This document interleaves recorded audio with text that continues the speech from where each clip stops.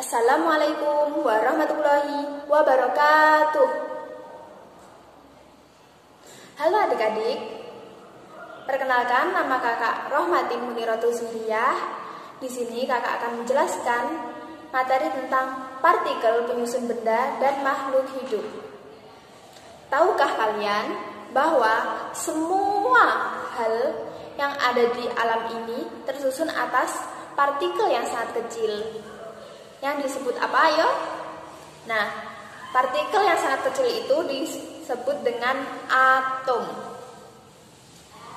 Nah, pastinya di dalam kehidupan ini memerlukan air.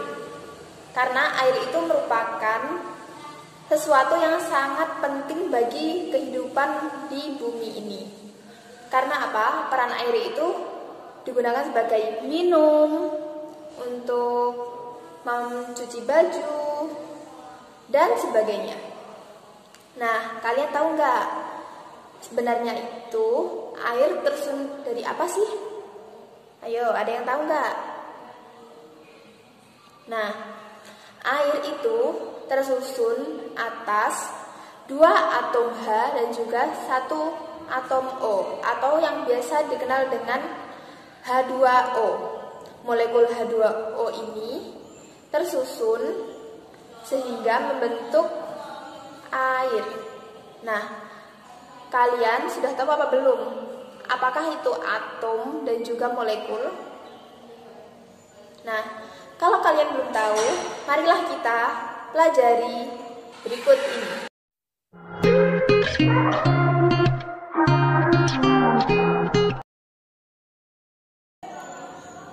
Nah, sudah siap kan kalian menerima pelajaran?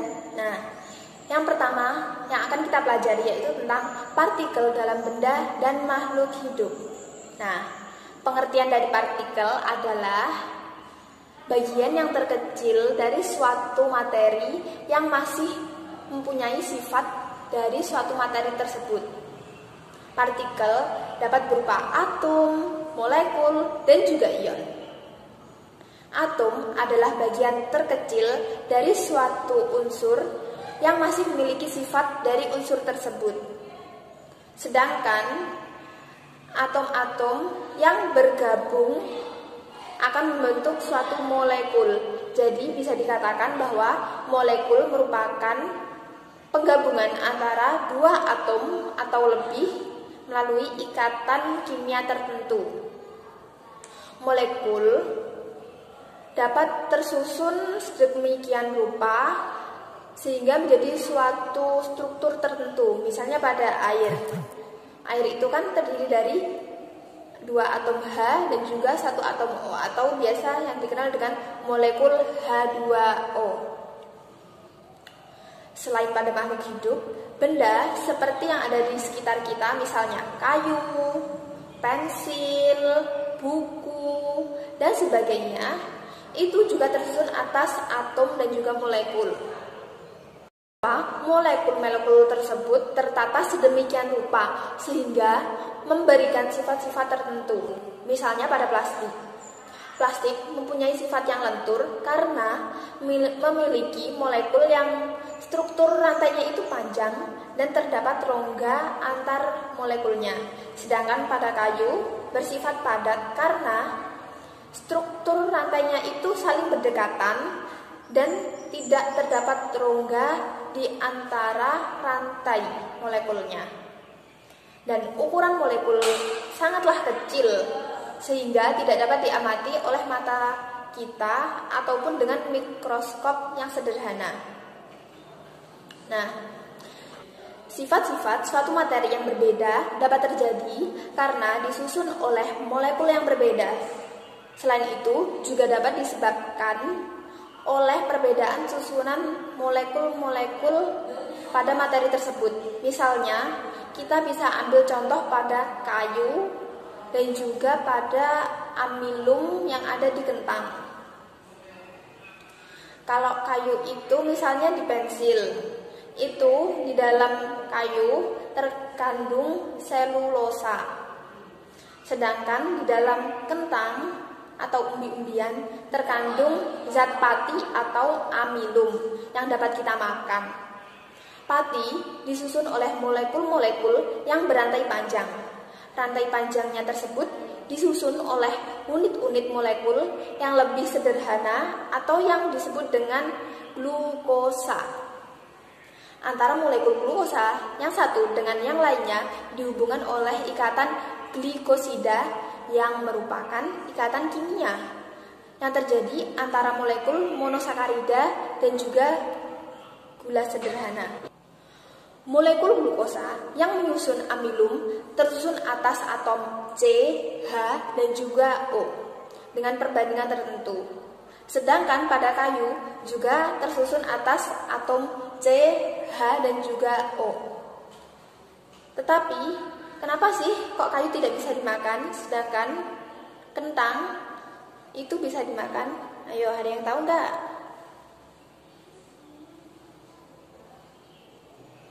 Kayu tersusun atas molekul selulosa yang juga mempunyai rantai panjang, sama seperti dengan amilum. Perbedaannya, molekul panjang tersebut terdiri atas molekul-molekul glukosa yang sama dengan pati atau amilum. Selulosa merupakan zat yang keras dan jika dimakan oleh manusia tidak dapat dicerna oleh tubuh. Sementara itu, amilum dapat dicerna dengan mudah oleh tubuh sehingga bisa digunakan sebagai sumber makanan. Perhatikan gambar berikut. Apakah ada perbedaan molekul selulosa dengan pati atau amilum? Perhatikan baik-baik ya.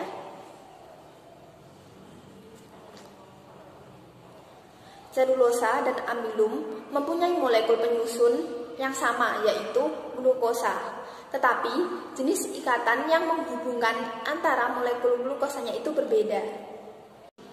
Nah, dengan adanya perbedaan sifat ini menunjukkan bahwa tidak hanya jumlah atau jenis-jenis atom penyusun molekul yang menyebabkan sifat zat tersebut berbeda, tetapi pola susunan dan jenis ikatan antar molekul penyusun tersebut juga bisa menyebabkan zat tersebut mempunyai sifat yang berbeda. Sudah paham kan tentang partikel penyusun benda dan makhluk hidup? Sedangkan untuk pelajaran selanjutnya yaitu tentang atom dan partikel penyusunnya. Atom tersusun atas partikel-partikel penyusun atau yang disebut dengan partikel subatom. Partikel subatom itu bisa terdiri dari proton, neutron, dan juga elektron. Neutron dan proton terdapat di tengah yang membentuk inti atom. Sedangkan elektron menempati kulit-kulit atom yang ada di sekitar inti atom. Elektron tersebut bergerak mengelilingi inti atom dengan kecepatan tinggi, membentuk awan elektron. Elektron dan proton merupakan partikel subatom yang mempunyai muatan yang berlawanan. Sedangkan neutron bermuatan netral atau tidak memiliki muatan sama sekali. Proton ini memiliki muatan positif, sedangkan elektron memiliki muatan negatif. Sudah paham kan? Pada atom netral, jumlah antara proton dan juga elektron itu sama. Tiap-tiap partikel penyusun subatom tersebut mempunyai massa. Elektron mempunyai massa yang kecil dibandingkan dengan massa proton dan juga neutron. Oleh sebab itu, massa atom akan terpusat pada inti atom saja atau ditentukan oleh jumlahnya proton dan juga jumlahnya neutron.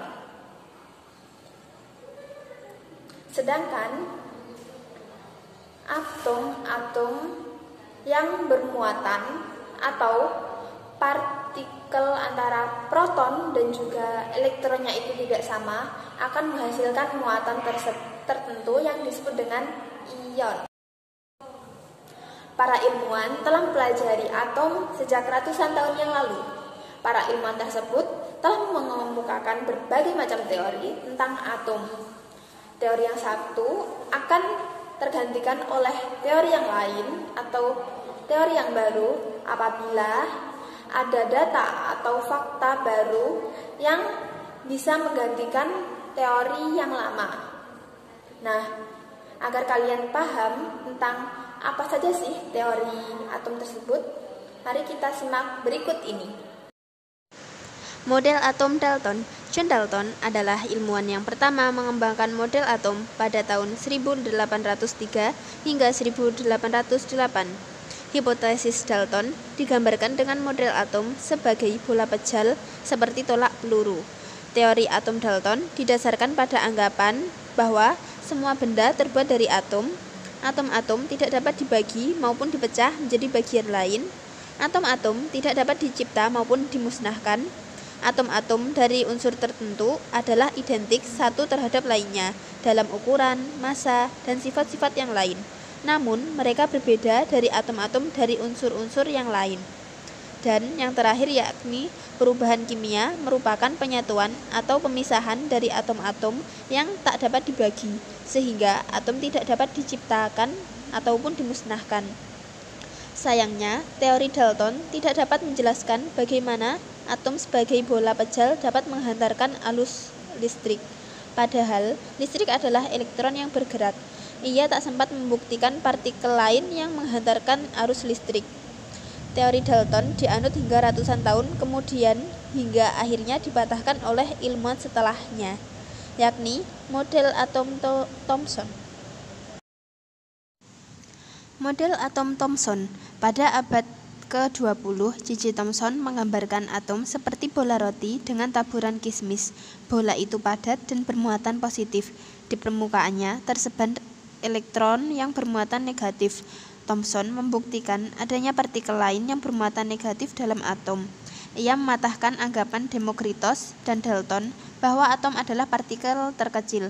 Sayangnya, model atom Thomson tidak dapat menjelaskan susunan muatan positif dan negatif dalam atom. Model atom Rutherford. Menurut Rutherford, atom adalah bola berongga yang tersusun dari inti atom dan elektron yang mengelilinginya. Inti atom bermuatan positif. Selain itu, massa atom terpusat pada inti atom.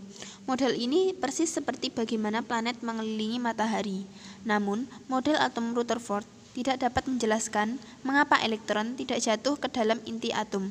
Berdasarkan teori fisika, gerakan elektron mengitari inti ini disertai pemancaran energi. Ini menyebabkan lama-kelamaan energi elektron akan berkurang dan lintasannya semakin lama akan mendekati inti dan jatuh ke dalam inti. Dengan demikian, Rutherford telah berjasa mengenalkan konsep lintasan atau kedudukan elektron yang kelak disebut dengan kulit atom. Model atom Niels Bohr. Pada tahun 1913, Niels Bohr memperbaiki kegagalan atom Rutherford melalui percobaannya tentang spektrum atom hidrogen. Berdasarkan hasil percobaannya, Bohr memberikan gambaran keadaan orbit elektron dalam menempati daerah di sekitar inti atom. Menurutnya, elektron mengelilingi inti atom pada orbit tertentu. Hanya terdapat orbit dalam jumlah tertentu dan perbedaan antar orbit satu dengan yang lain adalah jarak orbit dari inti atom. Keberadaan elektron baik di orbit yang rendah maupun yang tinggi sepenuhnya tergantung oleh tingkatan energi elektron. Sehingga elektron di orbit yang rendah akan memiliki energi yang lebih kecil daripada elektron di orbit yang lebih tinggi. Penjelasan Bohr tentang atom melibatkan gabungan antara teori klasik dari Rutherford dan teori kuantum dari Planck. Modelnya dapat dikemukakan sebagai berikut. Yang pertama, elektron adalah atom bergerak mengelilingi inti pada lintasan-lintasan tertentu, tidak memancarkan energi. Lintasan-lintasan elektron itu disebut kulit atau tingkat energi elektron. Yang kedua, elektron dapat berpindah dari satu lintasan ke lintasan yang lain. Yang ketiga, perpindahan elektron dari tingkat energi tinggi ke rendah disertai pemancaran energi. Sedangkan perpindahan elektron dari tingkat energi rendah ke tinggi disertai penyerapan energi. Dan teorinya yang terakhir yaitu elektron yang bergerak pada lintasannya berada pada keadaan stasioner. Artinya, elektron tidak memancarkan atau menyerap energi. Menurut model atom Bohr, elektron-elektron mengelilingi inti pada lintasan tertentu yang disebut kulit elektron atau tingkat energi. Tingkat energi paling rendah adalah kulit elektron yang terletak paling dalam. Semakin keluar, semakin besar nomor kulitnya dan semakin tinggi tingkat energinya. Kelebihannya yakni bahwa atom terdiri dari beberapa kulit untuk tempat berpindahnya elektron. Kelemahan dari teori ini yaitu tidak dapat menjelaskan efek Zeeman dan efek Stark. Model atom modern. Model atom modern yang kita yakini sekarang telah disempurnakan oleh Edwin Schrödinger pada tahun 1926. Schrödinger menjelaskan partikel tak hanya gelombang, melainkan gelombang probabilitas. Kulit-kulit elektron bukan kedudukan yang pasti dari suatu elektron, namun hanya suatu probabilitas atau kebolehjadian saja. Sebelumnya, Werner Heisenberg juga mengembangkan teori mekanika kuantum dengan prinsip ketidakpastian. Prinsip tersebut kurang lebih berbunyi, tidak mungkin dapat ditentukan kedudukan dan momentum suatu benda secara seksama pada saat bersamaan.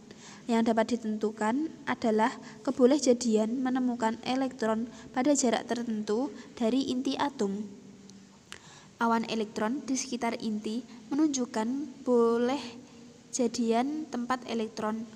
Orbital menggambarkan tingkat energi elektron. Orbital-orbital dengan tingkat energi yang sama atau nyaris sama akan membentuk subkulit. Kumpulan beberapa subkulit akan membentuk kulit. Dengan demikian, kulit terdiri dari beberapa subkulit dan subkulit terdiri dari beberapa orbital. Model atom dengan orbital lintasan elektron ini disebut dengan model atom modern atau model atom mekanika kuantum yang berlaku hingga saat ini.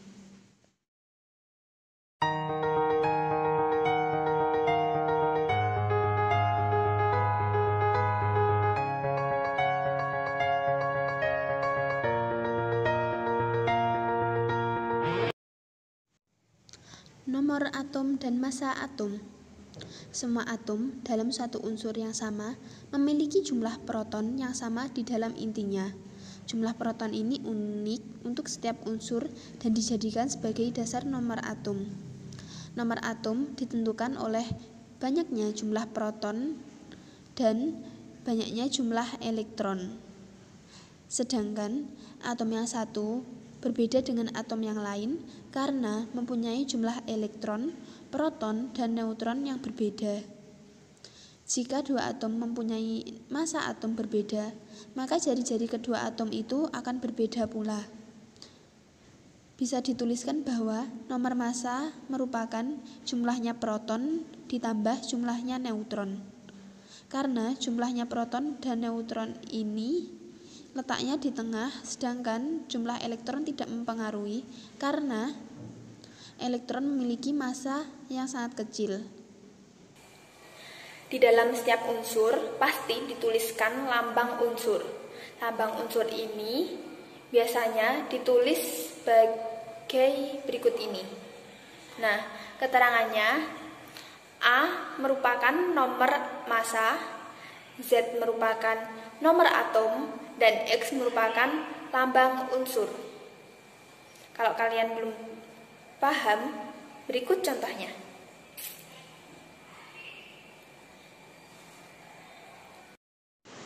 Sebagian besar unsur yang ada di alam ini sangatlah penting untuk kehidupan. Namun, ada beberapa unsur yang disebut logam berat. Logam berat ini sangatlah berbahaya bagi kehidupan manusia dan juga lingkungan di sekitarnya. Saat ini tidak ada mekanisme yang berfungsi untuk menghilangkan atau mengeluarkan unsur ini. Logam berat ini mampu bertahan di dalam tubuh manusia sepanjang hayat kita, dan konsentrasinya itu dapat bertambah sepanjang waktu atau dikenal dengan istilah bioakumulasi. Gejala Minamata pertama kali diidentifikasi pada tahun 1956 di Teluk Minamata, Jepang. Di Teluk Minamata ini terdapat pelabuhan ikan, pabrik pupuk, dan juga senyawa-senyawa kimia lain yang di dalam prosesinya itu menggunakan merkuri. Nah, suatu ketika merkuri ini bocor dan masuk ke dalam lautan, sehingga mengontaminasi ikan dan hewan laut yang berada di lautan tersebut. Dan masyarakat sekitar yang menghuni daerah tersebut itu mengonsumsi ikan yang sudah terkontaminasi merkuri, sehingga di dalam tubuhnya itu mengalami bioakumulasi merkuri, sehingga mengakibatkan kecacatan, mengakibatkan kanker, dan juga ada yang meninggal. Dengan adanya musibah di Minamata, membuat perhatian warga dunia untuk lebih menjaga lingkungan dari pencemaran, khususnya dari pencemaran logam berat seperti merkuri. Karena bukan hanya lingkungan saja yang terkena dampaknya, melainkan juga pada makhluk hidup di sekitar kita. Misalnya hewan, tumbuhan, dan juga akan berdampak pula pada manusia. Untuk itu, marilah kita menjaga lingkungan agar makhluk hidup itu terhindar dari berbagai hal-hal yang buruk yang bisa mengganggu kelangsungan hidupnya. Jadi, di sini penting sekali peran manusia untuk menjaga lingkungan sekitar. Agar apa? Agar bisa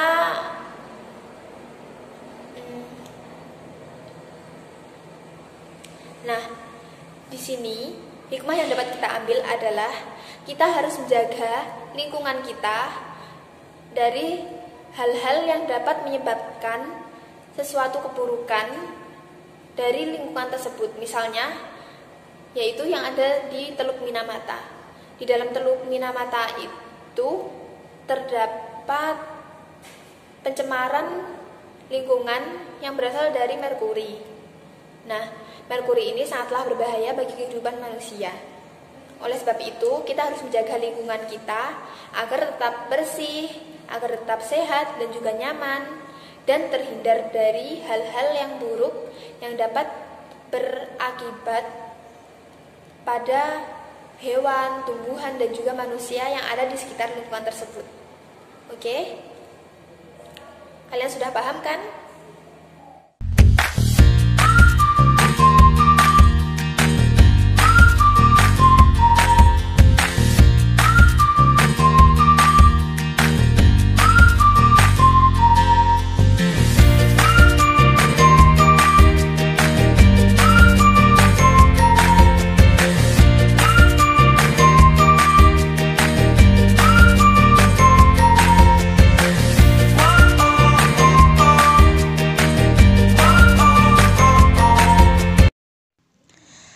Kalian sudah paham kan tentang materi pada kali ini? Nah, untuk mengecek pemahaman kalian, maka kerjakan tugas yang ada di link berikut ini. Cukup sekian dari saya. Apabila ada kurang lebihnya mohon dimaafkan. Akhiran, wassalamualaikum warahmatullahi wabarakatuh.